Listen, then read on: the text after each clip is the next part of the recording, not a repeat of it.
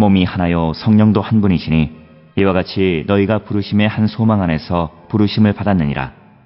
주도 한 분이시요 믿음도 하나요 세례도 하나요 하나님도 한 분이시니 곧 만유의 아버지시라. 만유 위에 계시고 만유를 통일하시고 만유 가운데 계시도다.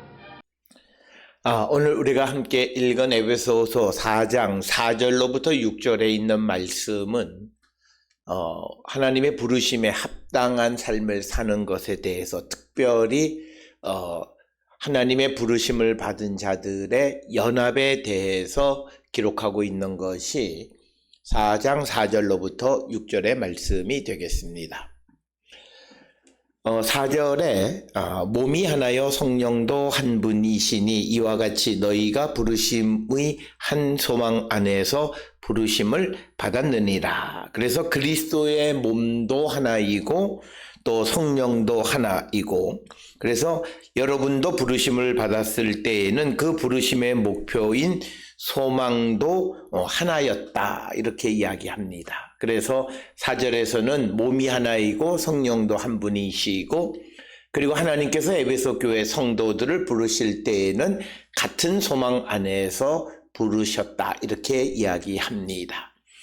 몸이 하나, 성령도 하나, 한 소망할 때 이 하나라고 하는 것은 같다라고 하는 그런 의미로 사용되어져 있고, 특별히 몸이 하나인 이유는 고린도전서 12장 13절에 의하면 한 성령으로 세례를 받아 한 몸이 되었기 때문에 우리는 하나이다, 이렇게 설명하고 있고, 뿐만 아니라 고린도전서 12장 4절로 6절에서는 4절에 같은 성령, 5절에 같은 주, 또 6절에 같은 하나님이기 때문에 결국 우리는 하나이다, 이렇게 이야기하고 있습니다. 따라서 에베소서 4장 4절로부터 6절에서도 같은 성령, 같은 주, 같은 하나님이라는 그런 이 공식의 기초에서 우리가 하나임을 강조하고 연합을 강조하는 그런 말씀이 되겠습니다.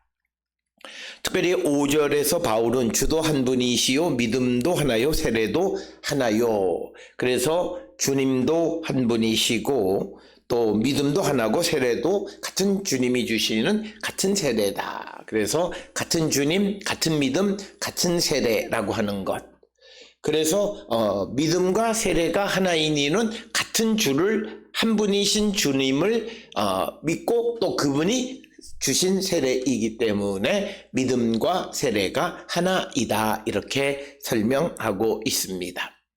특별히 갈라디아서 3장 27절에서 세례라고 하는 것은 그리스도와 합하기 위한 것이고, 그는 그리스도로 옷을 입은 자를 세례받은 자다, 이렇게 이야기합니다.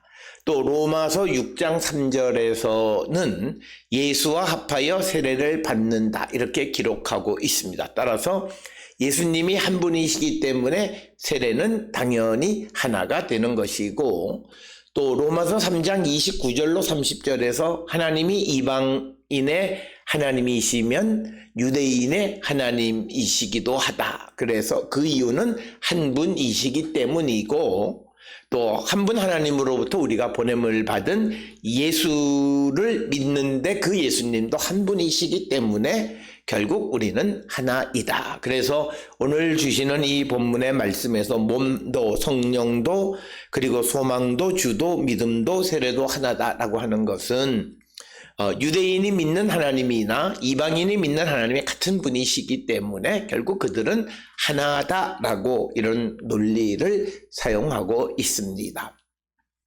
그래서 사도행전 8장 16절, 고린도전서 1장 13절 15절에서 주 예수의 이름으로 세례를 받는다.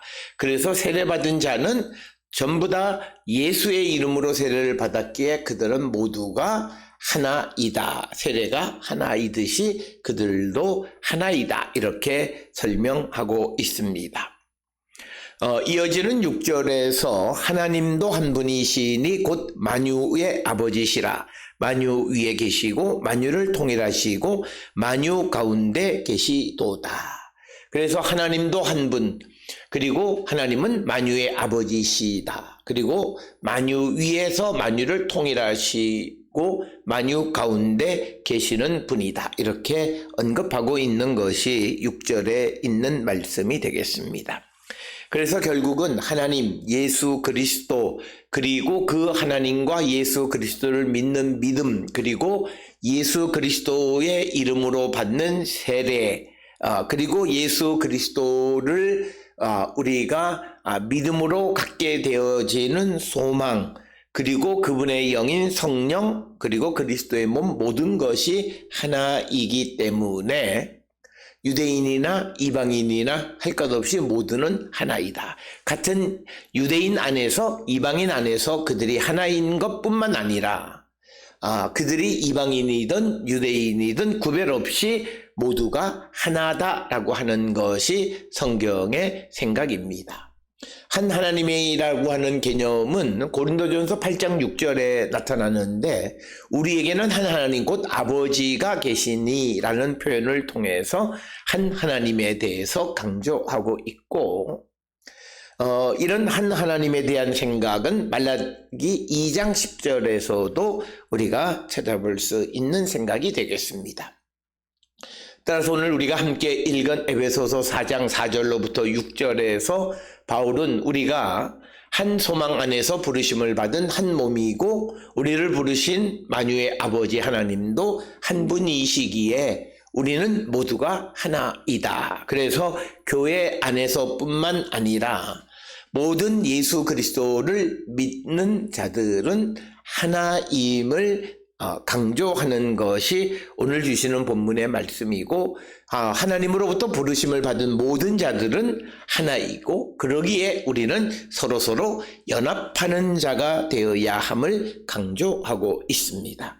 따라서 오늘 주시는 4장 4절로부터 6절에 있는 말씀은 우리가 믿음의 삶을 살아가면서 분열되어질 어떤 근거도 찾을 수 없다라고 하는 것이고 그러기 때문에 교회가 다투면서 그것을 세상의 법정으로 가지고 가는 그 자체는 잘못된 것이다 라고 하는 것이 바울의 기본적인 생각이 되겠습니다.